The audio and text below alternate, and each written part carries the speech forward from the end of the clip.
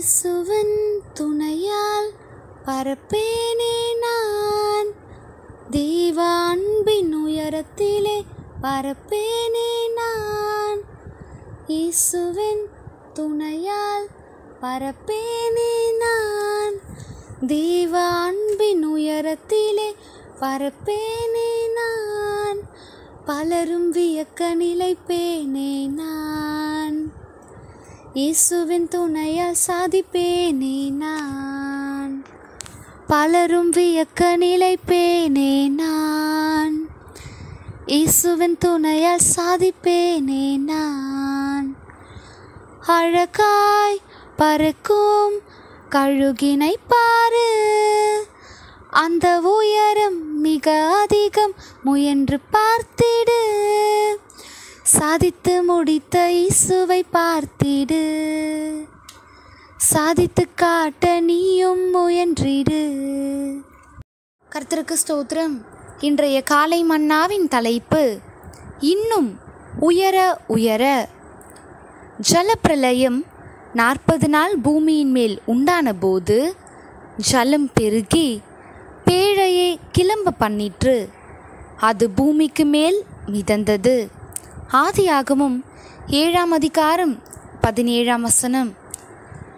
தேவனுடைய வார்த்தைக்கு கீழ்ப்படிந்து நோவா பேழைக்குள் பிரவேசித்த போது அது அவனை படிப்படியாக பூமியிலிருந்து உயர்த்தியது. ஆச்சரியமான பிரகாரமாக நமது ஆவிக்குரிய ஜீவியத்திலும் இது உண்மையே.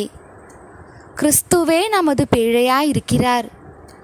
சுவிசேஷத்தின் அழைப்புக்கு நாம் இணங்கி ஒப்பு கொடுத்து கிறிஸ்துவுக்குள் பிரவேசிக்கும் போது, அல்லது கிறிஸ்து நமது ஜீவியத்திற்குள் பிரவேசிக்கும் போது, அவர் நம்மை பூமிக்குரிய மண்டலத்திலிருந்து உன்னதங்களுக்கு உயர்த்துகிறார். நாம் எந்த அளவுக்கு உயர செல்கிறோமோ அந்த அளவுக்கு இந்த உலக பொருட்கள் நமக்கு சிறியவையாக தென்படும். அதற்கு பின் இவ்வுலகத்தின் பொருட்கள் மேன்மையானவையாகவோ கவர்ச்சிகரமானவையாகவோ ஒருபோதும் தோன்றுவதில்லை. ஒரு காலத்தில் நம்மை கவர்ந்திழுத்த பொருட்கள் நமக்கு ஒரு பொருட்டாகவே இருப்பதில்லை. எவ்வளவு அதிகமாக நாம் பரலோகத்தை அணைத்து கொள்கிறோமோ அவ்வளவு குறைவாகவே இவ்வுலகத்தின் மேல் நாம் விருப்பமுள்ளவர்களாகிறோம். பேழை எவ்வளவு அதிகமாக மேலே உயர்த்தப்பட்டதோ அவ்வளவு அதிகமாக நோவா உயர சென்றான்.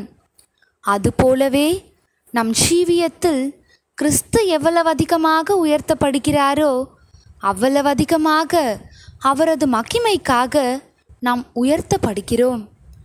நாம் மலையின் மேல் இருக்கிற பட்டணமாக உலகத்துக்கு வெளிச்சமாக மாறுகிறோம்.